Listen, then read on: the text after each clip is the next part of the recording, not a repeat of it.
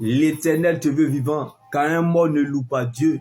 Il n'y a pas de résurrection sans mort. Un mort ne réagit pas. Donc sache que les grands combats se gagnent dans le secret. Le silence de Dieu attire le silence de l'homme. L'action de Dieu sera votre réaction, car ce que Dieu fait pour nous dans le secret est plus grand que ce que nous regardons ou traversons. La Bible pouvait nous le dire, lorsque Moïse levait les mains en direction du ciel, le peuple d'Israël remportait le combat. Mais lorsque Moïse baissait ses bras, le peuple d'Israël perdait la bataille. Donc ne te tais point.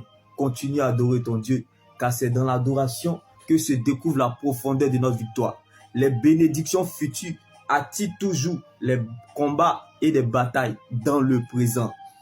Tes batailles d'aujourd'hui t'équipent et te préparent à tes combats futurs. Certes, tu as perdu la bataille, mais non le combat. Si c'est à cause de toi, tu perdras la bataille. Mais à cause de Dieu, tu gagneras le combat. Car lorsque Dieu t'attend la tête, il compte sur lui-même pour t'accompagner. Donc ce n'est plus ton combat, car Christ a été ressuscité pour toi. Il y a encore de l'espoir. Tant que Jésus-Christ vit pour toi, il n'y a pas de fête sans défaite. Donc la fête changera de camp, car celui qui a fait le testament est vivant. Jésus-Christ de Nazareth, son nom est notre autorité.